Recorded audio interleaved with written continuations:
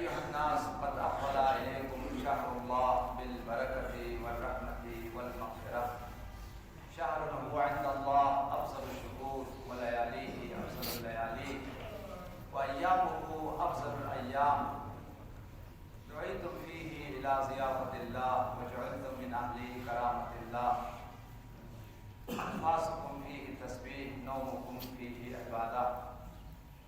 ہم سب کے اعمال کی قبولیت کے لیے، گناہوں کی مغفرت کے لیے، اور جتنے بھی مومن مومنات پریشان حال ہے، بیمار ہے، خصوصاً اس عالمی بیماری میں جو لوگ مبتلا ہے، ان سب کی شفایابی اور سلامتی اور اس مرض کی ریشہ کے لیے، اور جن جن مومنین نے التماس سے دعا کیا ہے ان کی حاجات کی برآمدگی کے لیے سب مل کر بابا سے بلند صلوات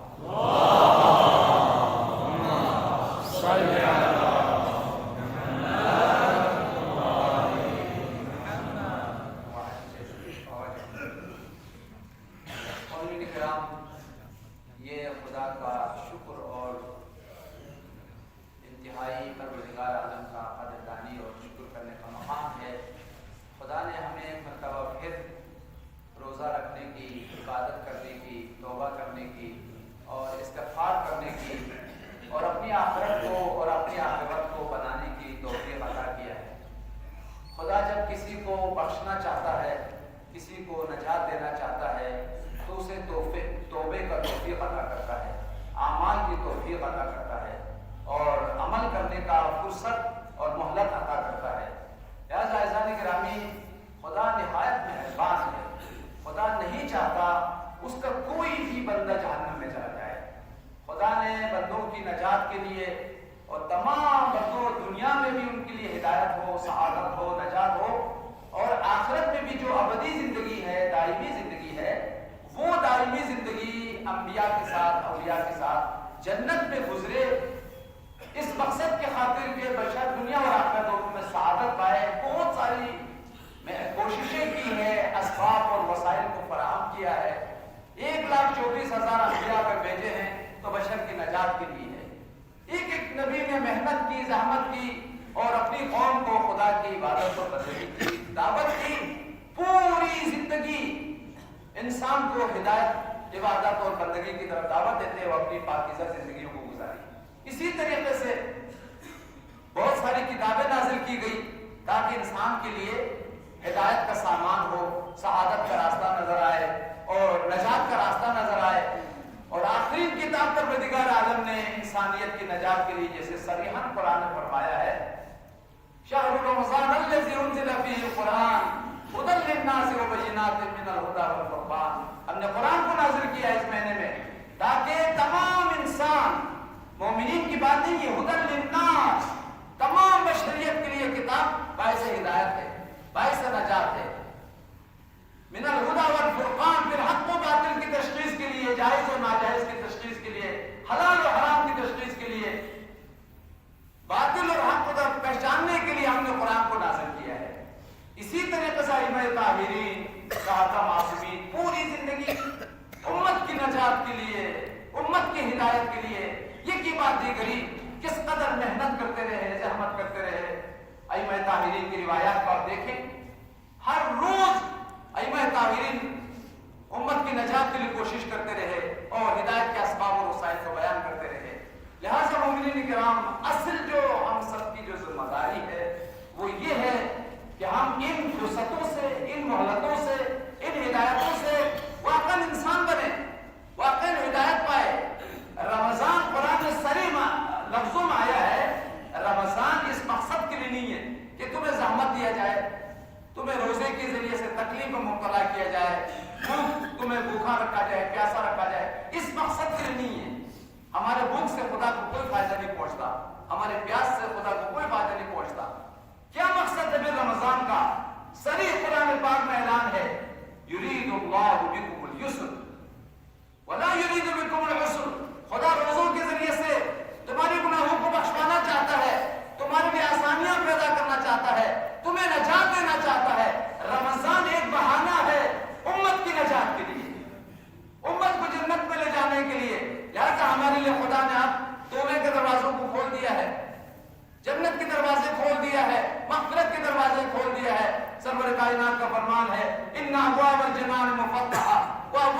الجنان مغلقہ وابواب السماء مفتحہ، جنت کے دروازے کھول دیا ہے، توبے کے دروازے کھول دیا ہے۔ اسی طریقے سے خدا نے آسمان کے دروازے، تمام رحمت و برکت کے دروازے تمہارے لیے کھول دیا ہے۔ مسلسل بارش کی طرح رحمتیں برس رہی ہے، اور عرش سے فرشتے زمین پہ آتے ہیں، منادیان حق ندا دے رہے ہیں، ہے تم میں کوئی گناہگار جو توبہ کرے اس کی گناہ کو بخشا جائے، ہے کوئی بیمار اس کو شفا دیا جائے، دعاؤں بھی مستجاب، جو بھی مانگنا مانگو، خدا نے اجابت کے دروازے کھول دیا ہے، رحمت کے دروازے کھول دیا ہے۔ ایسا خدا تو چاہتا ہے ہماری گناہوں کی بخشش ہو جائے، ہماری نجات ہو جائے، اور ہماری توبہ قبول ہو جائے، ہم جنت پائے۔ عزیزان گرامی، میں واقعی انتہائی درد مندانہ میرے دل کی گہرائیوں سے الفاظ نکل رہے ہیں۔ رمضان فیصلہ کن مہینہ ہے، اس میں دو گروہ بن جاتے ہیں، ایک وہ گروہ ہے جو بدبخت اور بدنصیب ہے، شقی اور جہنمی ہے، دوسرا وہ گروہ ہے جو خوشبخت اور خوش نصیب ہے، جنہوں نے اپنی تقدیر کو بدل دیا ہے۔ گناہگار تھے، خطاکار تھے، یہاں تک کہ روایات میں آیا ہے وہ جہنمی تھے، لیکن رمضان نے ان کو جنتی بنا دیا۔ توبہ کیا اس نے، استغفار کیا اس نے۔ سرور کائنات کا فرمان ہے جب مومن روزہ رکھ لیتا ہے اور افطاری کے وقت بیٹھ جاتا ہے، افطاری کھاتے وقت یہ جملہ کہتا ہے اللہم لک صمت ولا رزقک افطرت ولا رزقک وعلیک توکلت۔ جب یہ کہتا ہے لک صمت کہ پروردگار میں نے تیرے لیے روزہ رکھا ہے، جب واقعا خلوص کے ساتھ ہم نے خدا کے لیے روزہ رکھا ہے، کوئی اور مقصد نہیں ہے سوائے رضا الہی کے، پروردگار عالم فرشتوں کو گواہ قرار دیتا ہے، اے میرے ملائکوں، اے میرے فرشتوں گواہ لینا، اس نے واقعی میرے لیے روزہ رکھا ہے، میری رضا کے لیے روزہ رکھا ہے۔ یہ پہلے جہنمی تھا، اب میں نے اس کے لیے جنت کو واجب قرار دیا ہے، جہنم سے اس کو نجات عطا ہے۔ پیغمبر کا فرمان ہے الف عتیق من النار کل استوجب النار۔ جب افطاری کے وقت ہزار انسان جہنم سے نجات پاتا ہے، وہ لوگ جہنم سے نجات پاتے ہیں استوجب النار، جن کی گناہوں کی وجہ سے، غیبت کی وجہ سے، حسد کی وجہ سے، حرام خوری کی وجہ سے، مختلف گناہوں کی وجہ سے اس کی تقدیر میں جہنم لکھی گئی تھی، استوجب النار، جہنم کے لیے واجب قرار دیا گیا تھا، لیکن وہ آیا در رحمت پر، خدا کے در پہ آیا، روزے رکھتے رہے، ندامت کے آنسو بہایا، پشیمانی کے آنسو بہایا۔ روایت میں آیا ہے رمضان المبارک میں سب سے اہم ترین وظیفہ رونا ہے، توبہ کرنا ہے، استغفار کرنا ہے۔ سال گزر گئے عزیزوں گناہوں میں، شاید کوئی ایسا دن نہیں گزرا آپ کا جس کا آپ نے گناہ نہ کیا ہو، آپ کی آنکھوں سے گناہ ہوتے رہے، زبان سے گناہ ہوتے رہے، کتنے ہمارے گناہ ہوئے ہیں عزیزوں۔ پیغمبر کا فرمان ہے ان ظہورکم ثقلۃ من اوزارکم، احساس دلایا ہے ہمیں تمہارے پشت گناہوں سے کی بوجھ سے دبا ہوا ہے، اتنا گناہ کا بوجھ تمہارے پشت پر ہے کہ تم اٹھا نہیں سکتے ہو۔ اب اس گناہ کے پشت کو، گناہوں کے بوجھ کو گرا دو۔ پیغمبر جب معراج میں تشریف لے گئے تو پیغمبر نے دیکھا کہ کچھ افراد ہیں جو بہت سنگین بوجھ ہے وہ اٹھا رہا ہے اور اٹھنے کی کوشش کرتا ہے، تو وہ بوجھ بہت سنگین ہے، اٹھتا نہیں ہے، تو بجائے اس کے اس بوجھ کو کم کرے مزید کچھ بوجھ اس کے اوپر اضافہ کرتا ہے، پھر اٹھانے کی کوشش کرتا ہے، اٹھتا نہیں ہے، پھر جب اٹھتا نہیں تو مزید کوئی اور بوجھ میں اضافہ کر لیتا ہے، وہ جو بوجھ ہے اٹھا نہیں پا رہا ہے، مزید اس میں اضافہ کر رہا ہے۔ پیغمبر نے جبریل سے پوچھا جبریل یہ بیوقوف کون ہے جو موجودہ بوجھ ہے وہ اٹھا نہیں پا رہا ہے، مزید بوجھ پر اضافہ کر رہا ہے؟ تو جبریل نے فرمایا اے رحمت للعالمین، یہ آپ کی گناہگار امتی، اتنے گناہ اس کا پہلے سے موجود ہے، لیکن وہ گناہوں پر توبہ کرنے کے بجائے روزانہ گناہوں میں اضافہ کرتا ہے، ہر روز اس کا گناہوں میں اضافہ ہو رہا ہے، لیکن اس کو احساس نہیں ہے، اس کو ذرا بڑا احساس نہیں ہے۔ لہذا عزیزو، ماہ رمضان ماہ احساس ہے۔ صریح روایت میں آیا ہے پہلے تو اپنے گناہوں کا احساس کرو، اپنے گناہوں کو یاد کرو، اپنے خطاؤں کو یاد کرو، اور دوسرا احساس صریح روایت میں آیا ہے روزہ رکھنے کا مقصد، اساسی اور بنیادی مقصد یہ ہے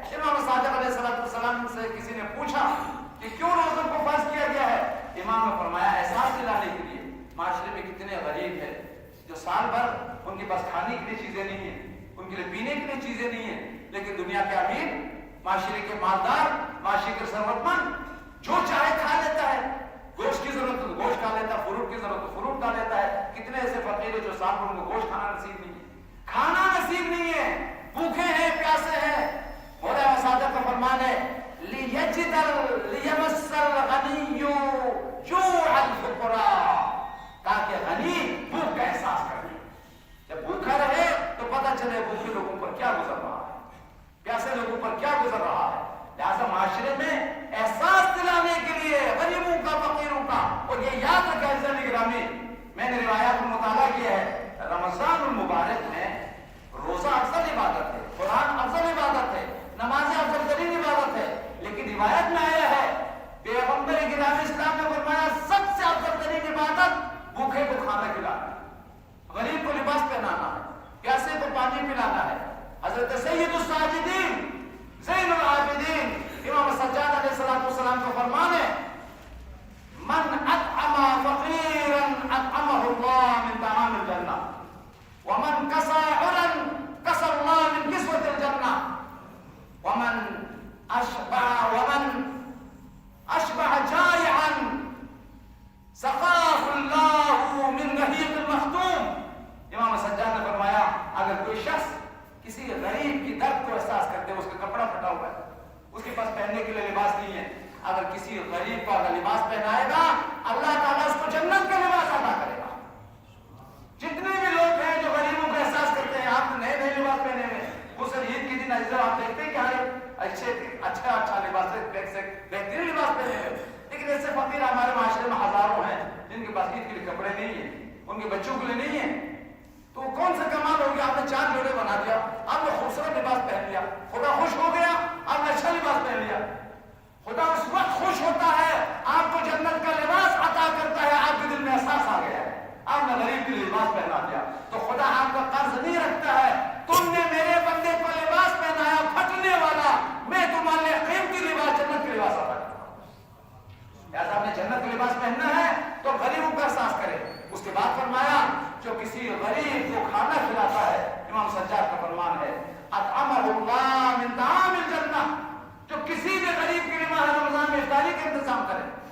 عزیزو ابھی بھی موجود ہے ہمارے معاشرے میں کتنے لوگ بیچارے ہیں جن کے پاس واقعا کھانے کے لیے انتظام نہیں, ان کا چولہا نہیں جل رہا ہے. خصوصاً بہت سارے ایسے یتیم بچے بھی ہیں جن کا سہارا دنیا سے جا چکا ہے. آج جو ہے یوم چلاس کی شہداء کی برسی بھی ہے, ایسے جو شہید ہو گئے ان کا چراغ تو گل گیا, نہ چراغ تو بجھ گیا, ان کا گھر کا سرپرست نہیں ہے, ان کے بچوں کے لیے بار نہیں ہے. معاشرہ وہ دینی معاشرہ ہے, اگر اس کا زندگی کا چراغ خاموش ہو گیا ہے تو 50 مومنین آتا ہے, ہم اس کی جگہ پر ہے, ہم تمہیں کھانا کھلائیں گے, ہم تمہیں لباس پہنائیں گے, ہم تمہاری تعلیم کا انتظام کریں گے. ایسے وہ معاشرہ دینی معاشرہ ہے. امام سجاد نے فرمایا جو کسی غریب کو کھانا کھلاتا ہے اللہ اس کو جنت کا طعام عطا کرتا ہے, جو کسی غریب کو لباس پہناتا ہے اللہ تعالیٰ اس کے لیے جنت کا لباس عطا کرتا ہے. اس کے بعد مولانا نے ارشاد فرمایا جو شخص کسی پیاسے کو پانی پلا دے تو اللہ تعالیٰ اس کو حوض کوثر سے سیراب کرتا ہے. تم نے دنیا کا ایک گھونٹ پانی پلایا, شربت پلایا, اللہ تعالیٰ تمہیں حوض کوثر رحیق مختوم پلانا ہے. سب سے بہترین مشروب جنت کا رحیق المختوم ہے. وسقاہ اللہ بالرحیق المختوم, خدا رحیق المختوم سے اس کو سیراب کرتا ہے. لہذا عزیزان گرامی, ابھی رمضان المبارک میں آج 2 چیزیں آپ کو بتاتا ہوں اور بڑی ذمہ داری سے بتاتا ہوں. اس سے بڑی کوئی عبادت نہیں ہے, ختم, بات کٹ کلیئر ہے. آپ نماز پڑھیں, روزہ رکھیں, حج کریں, سب واجبات ہے, سب کا کرنا ضروری ہے, لیکن سب سے بڑی جو عبادت ہے جسے افضل ترین عبادت قرار دیا گیا ہے وہ غریبوں کا خدمت ہے. وہ معاشرے میں لوگوں کی مجبوریوں کو دور کرنا ہے, اور غریب پروری ہے, یتیم پروری ہے. معاشرے کے اندر جو عجیب فرق ہے غریب اور امیر کا, غریب کا 50 گھر ہے, کئی کنال زمین ہے, فقیر کے پاس ایک ٹکڑا زمین نہیں ہے. یہ اسلام پسند نہیں کرتا ہے. تم خوب کھائیں, خوب پیے, تمہارا بھائی بھوکا مرے, اس کے پاس رہنے کے لیے گھر نہ ہو, پہننے کے لیے لباس نہ ہو. یہ دین نہیں ہے, یہ اسلام نہیں ہے, یہ بے دینی ہے, یہ جہالت ہے. لہذا میری خواہش ہے آپ جو بھی دے سکتا ہے اس مہینے میں پیغمبر نے فرمایا جو بھی اس مہینے میں افطاری دیتا ہے اللہ تعالیٰ اس کے گناہوں کو بخش دیتا ہے.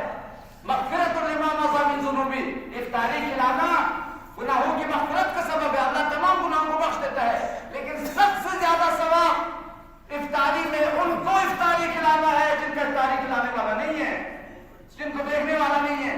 اگر آپ دیکھ لینا بہت ساری جو ہے نا افطار پارٹیاں ہوگی ابھی انشاءاللہ، بڑی بڑی افطار پارٹیاں ہوں گی، لیکن ان افطار پارٹیوں میں سارے وزراء بیٹھے ہوں گے، اغنیاء بیٹھے ہوئے ہوں گے، بڑے بڑے معاشرے کے بڑے بڑے لوگ بیٹھے ہوں گے. ڈنر پارٹیاں ہیں، افطار پارٹیاں ہیں.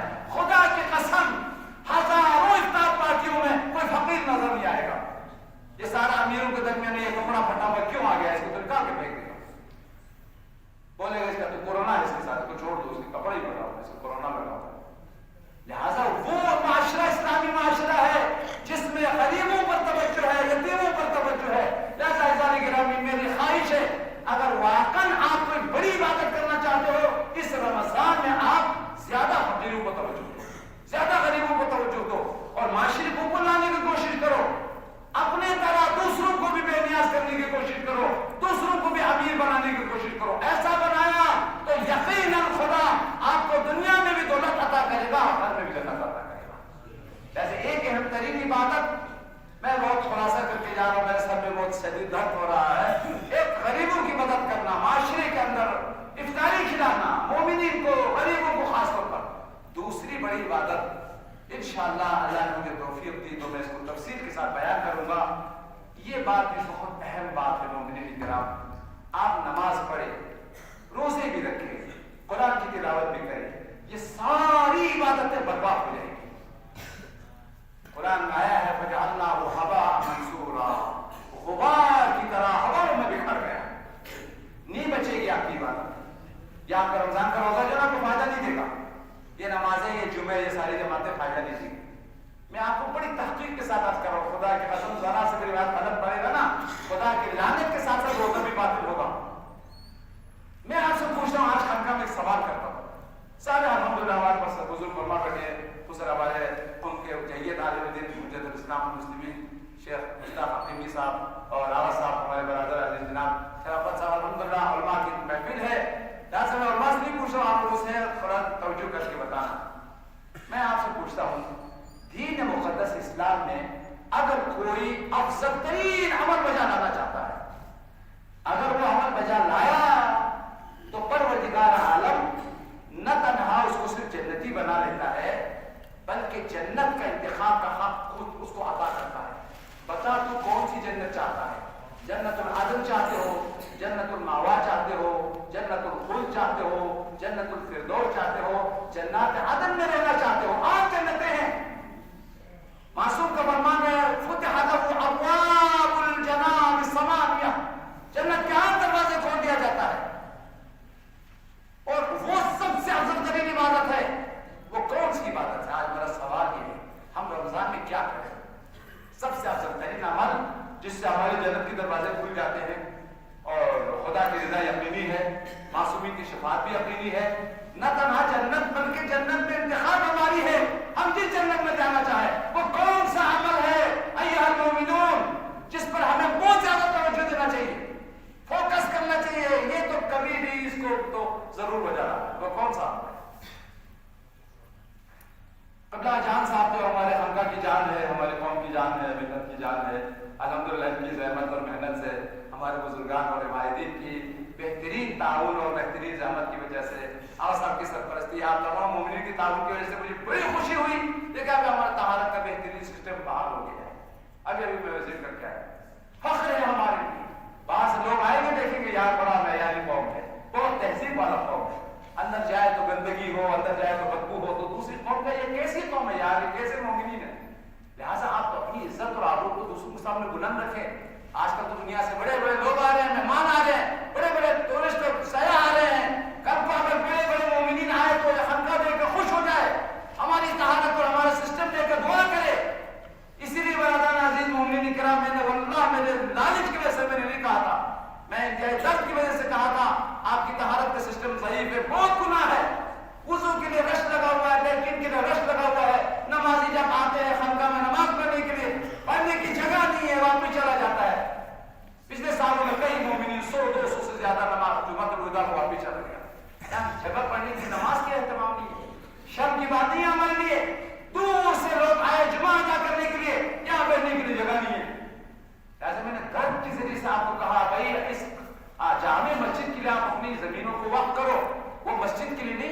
जन्नत अता अपनी बनाई है। बहुत सारे मोमिन इस काम पर अल्हम्दुलिल्लाह हमारे साथ बहुत लंबे कहा बेहतरीन इसमें पेशरफ हुई, लेकिन अभी भी जरूरत है। अभी ये अपनी मदद आपके खलका इस अंदाज से होना चाहिए, सबसे ज्यादा बड़ी तरीन जगह, सबसे खूबसूरत तरीन जगह, सबसे वसी तरीन जगह, जो कौम के आबरू है, मिल्लत के आबरू है, मजहब के आबरू, ये जगह है। ये जितना हो सके मुजल्लल होना चाहिए, वसी होना चाहिए, दुकानें बननी चाहिए। इस मस्जिद के लिए इतना सरमत और दौलत होनी चाहिए कि पूरी कौम कहे हम अमीर गरीब जरूर है, लेकिन हमारा जामे मस्जिद अमीर। सिर्फ अपने आप को अमीर न बनाए, खुदा के घर को भी अमीर बनाए, इसकी सरमत को भी आपके नाम से निको बढ़ाए।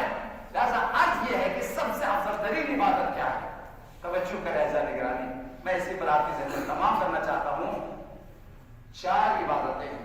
इमाम सादिक अलैहिस्सलाम ने फरमाया ये 4 अमल जो करेगा वो यकीनन आने जन्नत है, जन्नत के दरवाजे खुदा उनके लिए खोल देता है।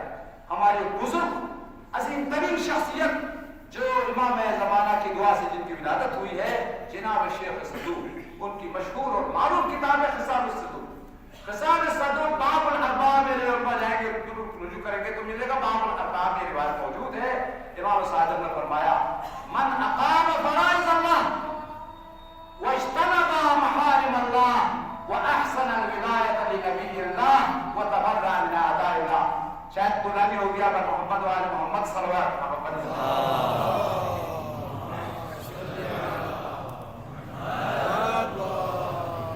मौला ने फरमाया 4 इबादत जिंदगी पर इसको जिद्दी समझो, सीरियस समझो, बुनियादी समझो।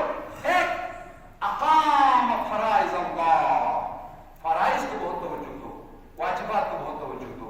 फराइज को बजा लाना, वाजिबात को बजा लाना। खुम्स अहम तरीन फराइज में से है। खुम्स अदा नहीं करेगा नमाज बातिल है। खुम्स ज़कात अदा नहीं करेगा नमाज बातिल है। अब आप नमाज पढ़ते रहे, आपके लिबास पे खुम्स लगा हुआ है, घर में खुम्स लगा हुआ है, भाई आपकी नमाज बर्बाद है। क्या करेगा? निजाम को बदल नहीं सकते। खुदा ने जब निजाम बनाया वलिल्लाहि खुमुसहु वलिर्रसूल, कुरान की आयत है, 5वां हिस्सा तुम्हारा नहीं है।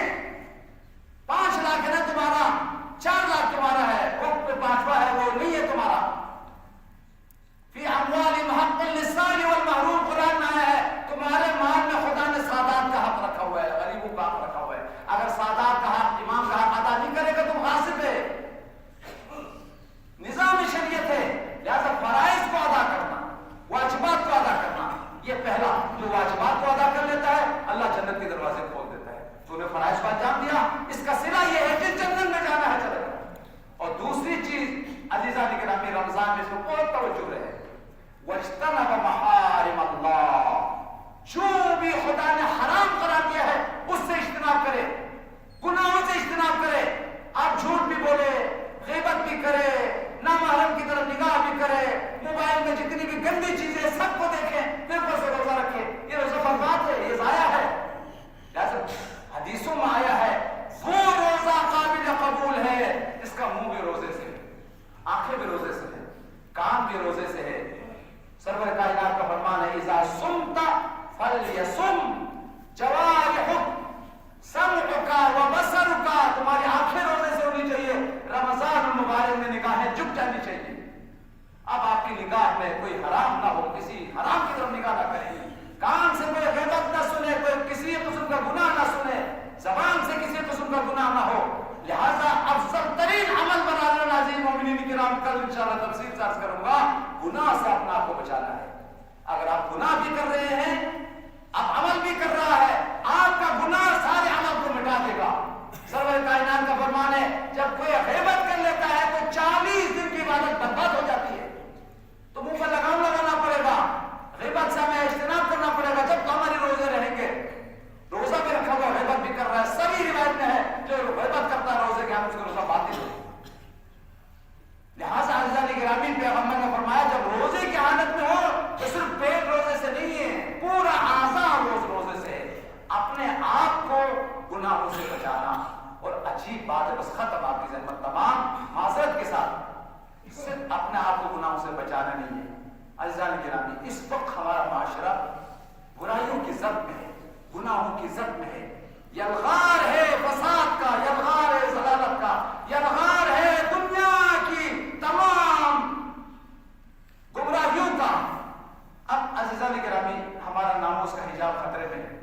جوانوں کا دین خطرے میں ہے. ٹھیک ہے، ہم اس چیز کے مخالف نہیں ہیں. ہمارے سیاحوں کا آنا، علاقے میں تبدیلیاں آنا، علاقے میں ترقیوں کا ہونا، اور دنیا کے بڑے بڑے افراد کا آ کر مادی طور پر اقتصادی طور پر ترقی کرنا اچھی بات ہے، لیکن معاذ اللہ ایسا نہ ہو پیسہ آ جائے دین چلا جائے، پیسہ آ جائے ایمان برباد ہو جائے، ناموس کی حجاب چلے جائے، ادھر سے ہمارے نوجوانوں کے عقائد چلے جائے. اس وقت پوری وقت میں ہے ہمارے یہاں تنہانی اتنا برائیوں کا سیلاب ہے، نوجوانوں کی عقائد سب سے زیادہ ضعیف ہو رہا ہے. دنیا کے عالمی میڈیا نے اس وقت ہمارے نوجوانوں کے عقائد پر اٹیک کیا ہے، ان کی تمام اعتقادات پر اٹیک کیا ہے. لہذا عزیزان گرامی، خدا را سب سے افضل ترین عبادت معاشرے میں برائیوں کو مٹانا ہے، برائیوں کو سرنگون کرنا ہے، اور اپنے دین کو بچانا، اپنے عقائد کو بچانا، اپنے آپ کو گناہوں سے بچانا، اور معاشرے میں برائیوں کے اڈے، گناہوں کے اڈوں کو ختم کر کے ساری عبادتوں کو عام کرنا، یہ سب سے افضل ترین عبادت ہے. بارگاہ الہی میں دعا ہے، خدا پروردگار یہ رحمتوں کا مہینہ، برکتوں کا مہینہ، تیری عنایات اور الطاف کا مہینہ، خدایا ہم سکون شہدائے کربلا بحق رحمت للعالمین، بحق امیر المؤمنین، بحق صدیقہ کبریٰ، بحق شفیع روز جزا. خدایا ہم گناہگار ضرور ہیں، ہم خطا کار ضرور ہیں، تیری رحمت کی امید لیے ہوئے ہیں، تو ارحم الراحمین ہے. ہمیں بخشنے کے لیے، ہماری مغفرت کے لیے تو نے ہمیں رمضان عطا کیا ہے. خدایا اس مقدس اور بابرکت مہینے میں ہمیں توبہ کرنے کی توفیق عطا فرما. خدایا اپنے گناہوں کا احساس کرتے ہوئے ندامت کا آنسو بہانے کی توفیق عنایت فرما. خدایا اس مہینے میں ہمیں تیری رضا اور خوشنودی کو پانے کی توفیق عنایت فرما. خدایا ہمیں غریبوں کی خدمت کرنے کی، ہر قسم کی گناہ سے پرہیز کرنے کی توفیق عنایت فرما. خدایا امام صبح کی روح میں تعجیل فرما. بہت سارے مومنین بیمار ہیں، التماس دعا کیا ہے، تمام بیمار مومنین و مومنات کو شفایاب فرما.